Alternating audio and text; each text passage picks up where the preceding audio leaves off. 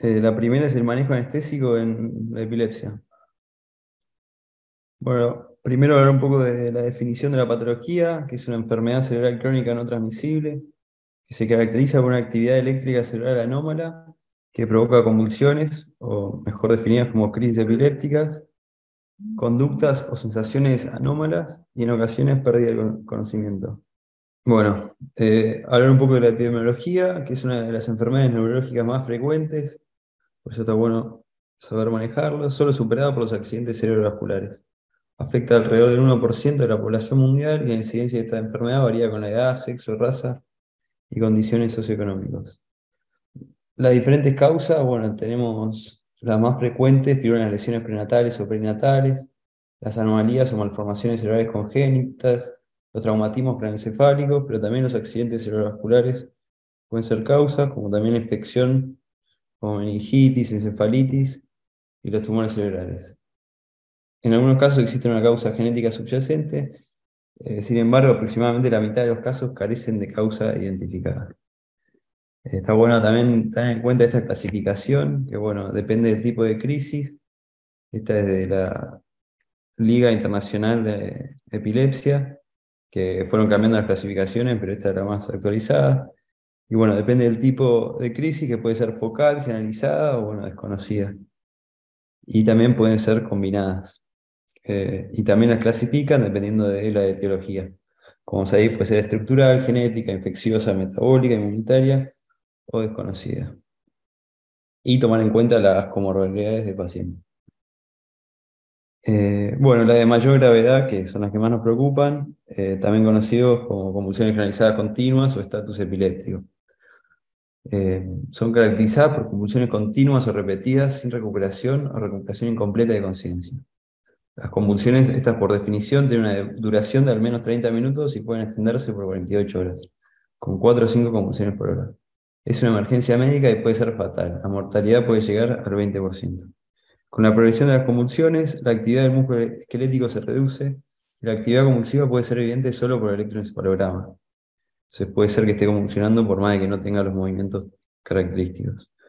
Los efectos respiratorios del estado epiléptico incluyen la inhibición de los centros respiratorios, actividad muscular esquelética descoordinada, con alteración de la ventilación. La actividad autonómica anormal puede causar broncoespasmo. Requiere tratamiento inmediato para evitar el riesgo de daño cerebral. Bueno, ahora yendo, a ver.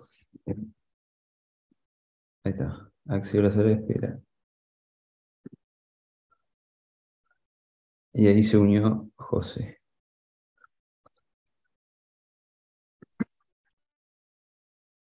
Bueno, para seguir, vamos con el manejo anestésico en el paciente epiléptico, que bueno, en el preoperatorio es importante siempre que sea posible un adecuado control de la enfermedad, siendo imprescindible una cuidada realización de la historia clínica, especialmente en lo que se refiere a la evolución de la enfermedad. Y también importante saber sobre los factores desencadenantes de esta crisis, como pueden ser ayuno, que vemos bastante en quirófano, estrés, privación del sueño, alcohol y drogas. Y también saber qué tratamiento tiene, porque bueno, más adelante vamos a ver, tiene interacciones con los fármacos que podemos usar. Y bueno, las comorbilidades que pueden tener.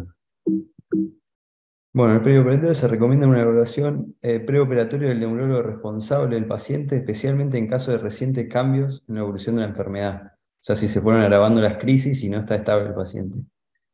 Y bueno, los fármacos anticonvulsivos se tienen que usar hasta el día de la cirugía, incluso en niños y mujeres embarazadas. Las interacciones son importantes, conocerlas, pero también saber qué efectos adversos pueden tener los anticonvulsivantes, como vamos a ver más adelante. Y bueno, de forma general, como un resumencito, se puede saber que la carbamazepina, la fenitoína y el fenobarbital, que son los que más se usan también, son potenciales inductores del complejo enzimático citocromo P450, por lo cual reducen las concentraciones séricas de midazolam, propofol, opioides y bloqueantes musculares no despolarizantes. Todo esto puede implicar que se requieran mayores cantidades de agentes anestésicos por vía endovenosa en el transcurso de la inducción y en el mantenimiento, así como se asocia a un incremento en el volumen de opioides y bloqueantes musculares no despolarizantes empleados durante el procedimiento. Como premedicación vamos a usar usamos bastante seguido el midazolam, por su efecto anticonvulsivante y bueno, ansiolítico.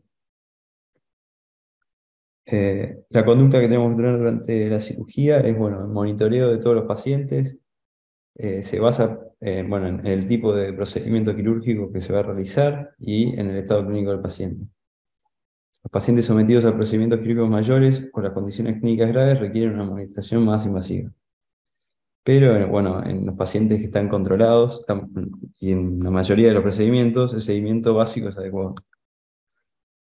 Bueno, en la inducción, a la hora de inducir la anestesia en pacientes epilépticos, los fármacos más utilizados son las benzodiazepinas y el propofol por sus efectos anticonvulsivantes. Esto es importante saber que el uso de tomidato y ketamina deben evitarse por su efecto proconvulsivo. Los bloqueantes neuromusculares, bueno, en los pacientes tratados de forma crónica con fenitoína y carbamazepina se ha demostrado una disminución de la duración del efecto de rocuronio, pancuronio y becuronio, por lo cual los bloqueantes neuromusculares deben monitorizarse en aquellos pacientes que recibieron tratamiento. El mantenimiento. Durante el mantenimiento de la anestesia, busqué que el agente inhalatorio como gol estándar o que más se tendría que usar por su efecto anticonvulsivo es el isoflurano. Pero, porque había varios estudios que hablaban de un efecto proconvulsivante del sevoflurano, pero en dosis capaz un poco más altas. Así que si usamos dosis menores a 1,5 MAC y evitamos la hiperventilación, es seguro en el paciente epiléptico. Y también aclaraba que el enflurano está contraindicado en estos pacientes. Los opioides. Aunque hay informes de movimientos convulsivos con el uso de opioides, generalmente remifentanilo, estos medicamentos tienen baja frecuencia de convulsiones cuando se utilizan en dosis bajas y de administración intravenosa lenta. La que hay que tener en cuenta en los pacientes epilépticos es la meperidina, porque puede causar convulsiones a través de su metabolito normeperidina y debe evitarse. Bueno, también habían varios estudios del uso de opiáceos neuroaxiales eh, que hablaban de un efecto convulsivante, pero son muy poco frecuentes y esto lleva a que no estén contraindicados en los pacientes epilépticos. En los bloqueos regionales, la anestesia regional se puede utilizar con seguridad. Siempre se debe evaluar el perfil de coagulación debido a la propensión de ciertos anticonvulsivantes, como por ejemplo el valproato, a precipitar alteraciones en la coagulación. Bueno, los cuidados intraoperatorios, el manejo intraoperatorio del paciente epiléptico es importante, evitar cambios que reduzcan el umbral convulsivo, como puede ser la hipoxia, la hipotensión, la hipocapnia o la hiponatremia. La presentación de una convulsión en el contexto perioperatorio puede implicar hipoxia cerebral, prolongación de apnea postoperatoria, que repercuten en mayor necesidad de ventilación mecánica, así como también puede generar arritmias e insuficiencia cardíaca. Crisis epilépticas. Bueno, ante la aparición de un cuadro convulsivo en periodo perioperatorio, bueno, crisis epilépticas, en el periodo perioperatorio es importante que se debe instaurar un adecuado soporte ventilatorio y cardiovascular, así como una estricta monitorización de los signos vitales. Estaba bueno incluir esto como el tratamiento de una convulsión si llega a aparecer en el periodo perioperatorio, que bueno, las convulsiones se tratan generalmente cuando tienen una duración mayor a 5 minutos y el fármaco de elección en verdad es el lorazepam, pero también se puede usar midazolam. Y generalmente, si la convulsión persiste, se implementa una segunda dosis asociada a fenitoína sódica, a razón de 20 miligramos kilo, en 30 minutos, como una dosis carga sería. Y bueno, en caso de convulsiones refractarias al tratamiento anterior, se puede utilizar orbital a dosis de 1,5 miligramos kilo minuto. Y bueno, si persiste la crisis convulsiva, o bueno, también si tenemos propo a mano, también no es de primer estándar, ¿no? Pero se puede usar propo a 1 o 2 miligramos kilo, sería una infusión de 2 a 10 miligramos kilo hora. Bueno, como bibliografía usé estos 3 papers que eran como unos reviews, donde hablaban de las consideraciones y hablaban de otros papers también de cómo tratar a pacientes epilépticos en quirófano y bueno, cómo manejarlos. Marce, ¿querés comentar algo o paso al manejo anestésico de los hipotiroides?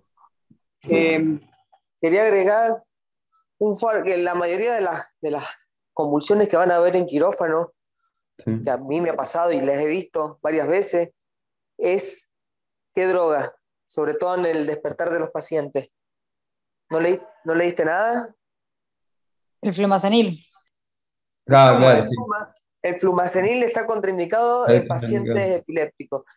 Eh, y es algo que, bueno, le Sí, ponen porque muchos disminuye el umbral UPMIA y convulsivo.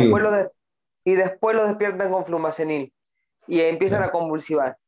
Y están convulsivando y lo podéis llevar a un estatus. Y en la historia clínica ponen flumazenil y muchos no saben. Eh, claro.